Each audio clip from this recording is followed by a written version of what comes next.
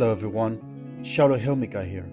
By the way, what do you think of this new intro? Pretty good, right? I'm still working on it, but I'll roll with this version for now. Anyway, today we're talking about why we rarely see true lone wolf superheroes getting their own standalone series.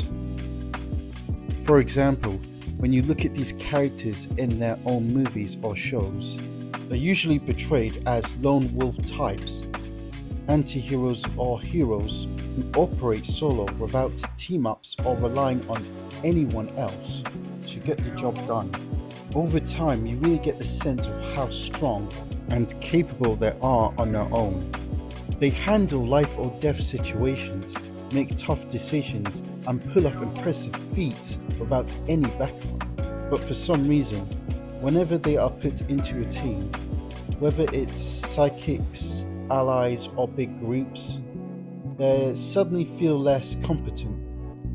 They get weaker, more dependent on others, and overall less impressive. Take Batman for example. When he works alone, he's sharper, more aware, more adaptable, and far less clumsy. Blade is the same. As a vampire hunter, when he's solo, he's deadlier, faster, stronger, and far more capable.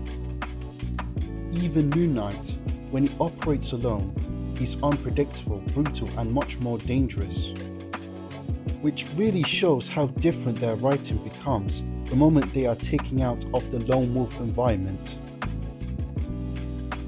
So when these characters get placed into big groups, whenever it's a huge family, a squad, or allies who are basically copies of the original, things start to get messy.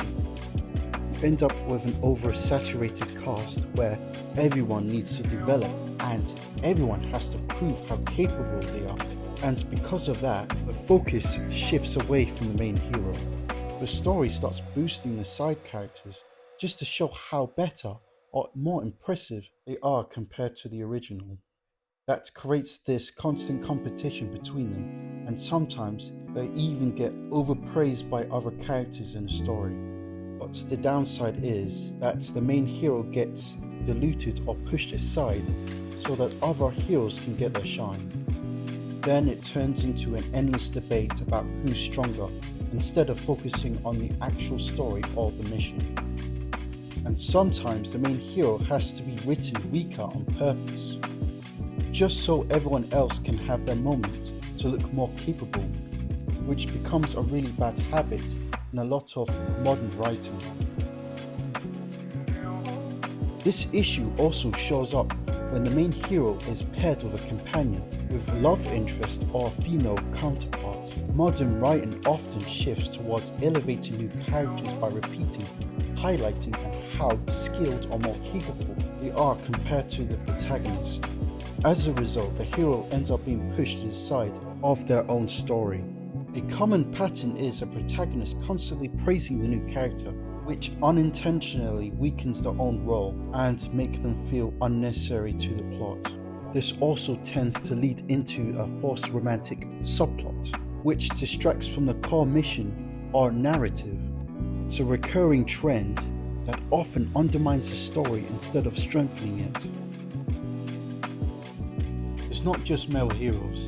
The same problem shows up with heroines as well. There are plenty of established female characters with strong foundations, but they're often not used effectively. Many of them aren't treated as true standalones. Instead, they're placed in big teams, turning into supporting pieces of the story, or written mainly to push the plot forward.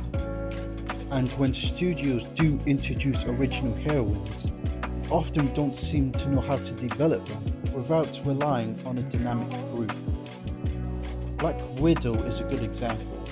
Our story could have focused on espionage thriller, created entirely on her mission, but not as a group setup. Madam Web is another case.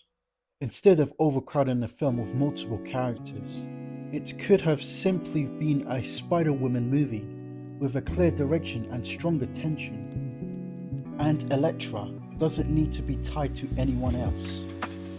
A standalone series focusing on her growth, her darker path, her classic anti-hero identity, and her iconic bandana, which would have worked far better. Heroines don't need a huge team or forced family dynamics. They just need solid writing and the space to carry out their own stories. And finally, with Peacemaker, the main problem is that the show overcrowds the story with too many side characters. Season 2 leans heavily on the team dynamic and supporting cast's emotional arcs, that Peacemaker himself starts to feel weaker and less central. And when the story finally shifts back to him, it feels harder to do because the narrative keeps defaulting to the ensemble. To improve it, the show needs to give him more focus, his skills, his growth, his missions, without relying on a team as a constant crutch. Sometimes the main hero needs space to stand on their own. Otherwise, it becomes a cliche, a series named after a protagonist, where the protagonist feels like the least important part. And that's my take on a Peacemaker direction so far. So yeah, I'm starting to think this will become rare if this keeps up. But that's just my take. What do you guys think? Let me know in the comment section below. And once again, thanks for watching.